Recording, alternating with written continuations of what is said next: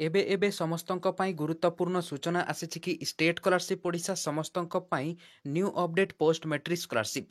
ଆପଣ ଯଦି +2 +3 ITI diploma କିମ୍ବା ଯେକୌଣସି ମଧ୍ୟ ହାୟର ଷ୍ଟଡି କରିଛନ୍ତି ଏବଂ ଆପଣ ଯଦି ପୋଷ୍ଟ ମେଟ୍ରିକ୍ ସ୍କଲାରସିପ୍କୁ ଆବେଦନ କରିଛନ୍ତି ତେବେ ଏହି ଭିଡ଼ିଓଟି ଆପଣଙ୍କ ପାଇଁ ଗୁରୁତ୍ୱପୂର୍ଣ୍ଣ ଅଟେ କାହିଁକି ନା ଆପଣଙ୍କର ପୋଷ୍ଟ ମେଟ୍ରିକ୍ ସ୍କଲାରସିପ୍ର ଆପ୍ଲିକେସନ୍ ଷ୍ଟାଟସ୍ରେ ସ୍ୟାଙ୍କସନ୍ ବାଇ ଆପ୍ରୁଭ୍ ଅଥରିଟି କିମ୍ବା ପେମେଣ୍ଟ ପ୍ରୋସିଡ୍ କିମ୍ବା ପେମେଣ୍ଟ ସକ୍ସେସ୍ ମଧ୍ୟ ଶୋ କରିଥିବ, କିନ୍ତୁ ଆପଣଙ୍କର ଏପର୍ଯ୍ୟନ୍ତ ପେମେଣ୍ଟଟି ଯାହାକି ଆସୁନାହିଁ, ଯାହାକି ଫାଷ୍ଟ ଫେଜ୍ କିମ୍ବା ସେକେଣ୍ଡ ଫେଜ୍ ଟଙ୍କା।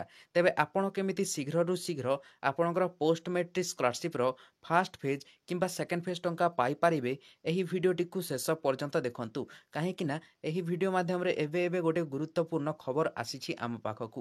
ତେବେ ଚାଲନ୍ତୁ ଭିଡ଼ିଓଟିକୁ ଡେରି ନ କରିକି ଆରମ୍ଭ କରିନେବା।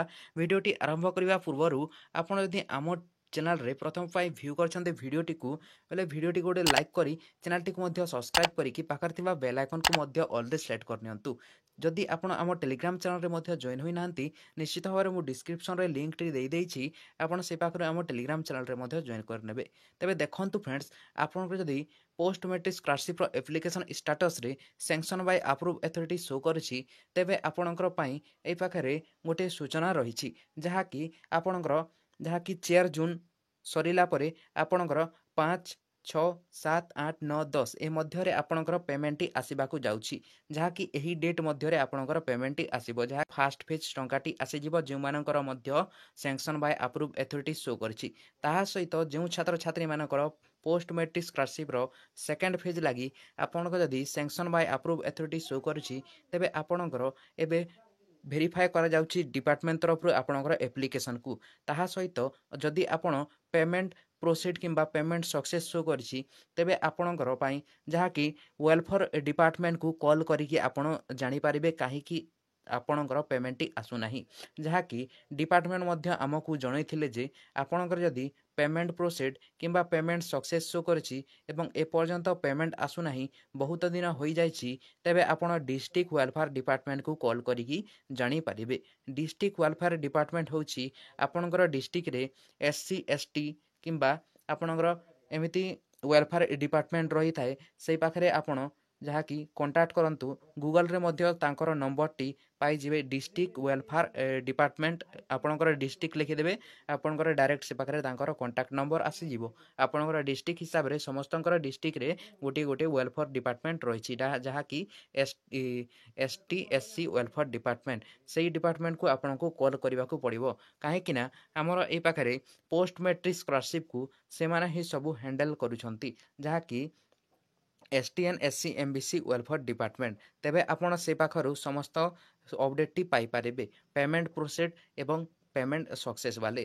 ତାହା ସହିତ ଏ ପାଖରେ ଦେଖନ୍ତୁ, ଯେଉଁ ଛାତ୍ରଛାତ୍ରୀମାନଙ୍କର ପେମେଣ୍ଟଟି ଆପଣଙ୍କର ପାର୍ସିଆଲ ସକ୍ସେସ୍ ହୋଇଛି, ତେବେ ଆପଣଙ୍କ ପାଇଁ ଏ ପାଖରେ ସମସ୍ତଙ୍କର ପେମେଣ୍ଟ ନିଶ୍ଚିତ ଭାବରେ ଆସିଯିବ। ପାର୍ସିଆଲ ପେମେଣ୍ଟ ସକ୍ସେସ୍ ଯଦି ହୋଇଛି, ସେକେଣ୍ଡ ପେମେଣ୍ଟ ମଧ୍ୟ ଆପଣଙ୍କର ଆସିଯିବ। ଭେରିଫାଏ ସମସ୍ତଙ୍କର ଏବେ ଡିପାର୍ଟମେଣ୍ଟ ତରଫରୁ ଆମର ଏବେ ଭେରିଫିକେସନ୍ ଚାଲୁଛି।